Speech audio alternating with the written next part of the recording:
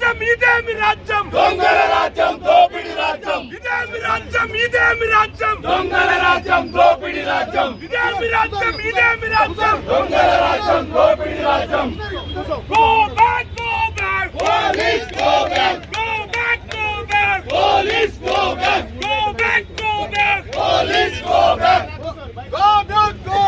Police go back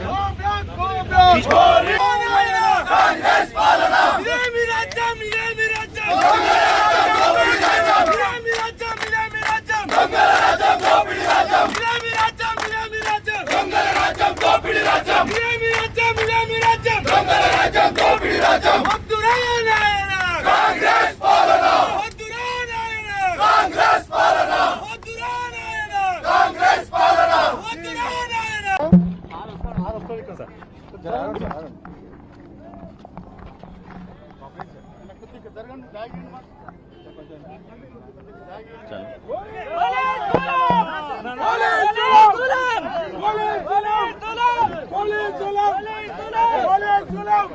ఒక్క నిమిషం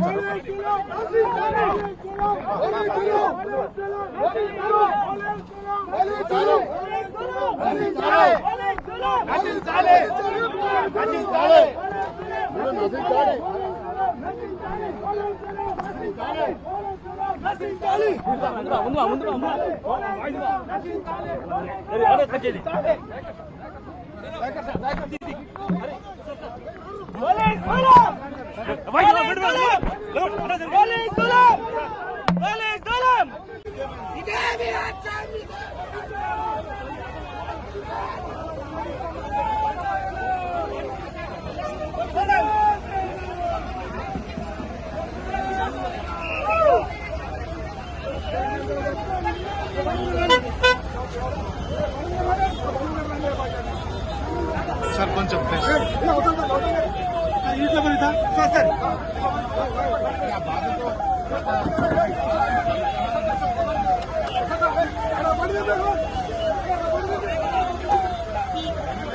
మీరు మా నాయకులను ముందస్తు అరెస్టు చేసినా మమ్మల్ని అడ్డుకునే ప్రయత్నం చేసినా మా పోరాటం ఆగదు. మేము తప్పకుండా వెళ్తాం, అక్కడికి వెళ్లి తీరుతాం, ఆ రైతులకు గొంతుకగా మారుతాం. మీరిచ్చిన హామీ అమలు చేయండి, మేమేం అడుగుతలేం. మీరే చెప్పిండ్రు ఎస్సీ ఎస్టీలకు పట్టాలు ఇస్తామని, ఇస్తారా ఇయ్యరా? ఎస్సీ ఎస్టీలకు పట్టా భూములతో సమానమైన నష్టపరిహారం ఇస్తామన్నారు. ఇచ్చిన మాట నిలబెట్టుకుంటారా నిలబెట్టుకోరా? అంటే అధికారంలో వచ్చేదాకా ఒక మాట, అధికారంలో వచ్చిన తర్వాత ఇంకో మాటనా? ఓడ దాటేదాకా ఓడమల్లప్ప, ఓడ దాటినాక బోడమల్లప్ప కథనా ఈ కాంగ్రెస్ కథ? అందువల్ల ఇలా రేవంత్ రెడ్డి ఎట్లయిపోయిందంటే సూర్యుడి చుట్టూ భూమి తిరుగుతుంది అన్నట్టు రేవంత్ రెడ్డి ఆలోచనలన్నీ భూమి చుట్టే తిరుగుతున్నాయి. యూనివర్సిటీ భూములు వదలవు, హిల్ టీపీ పేరిట ఇండస్ట్రీ భూములను వదలవు, నాదర్గుల్ భూముల కథ చూశాం, కోహెడ మార్కెట్ యార్డ్ భూముల కథ చూశాం, లగచెర్ల భూముల కథ చూశాం, యూనివర్సిటీ సెంట్రల్ యూనివర్సిటీ భూముల కథ చూశాం. ఇవాళ చూస్తే పరిగిలో మళ్ళా భూములు లాక్కోవడం. భూములు తప్ప నీకు ఇంకోటి పట్టదా?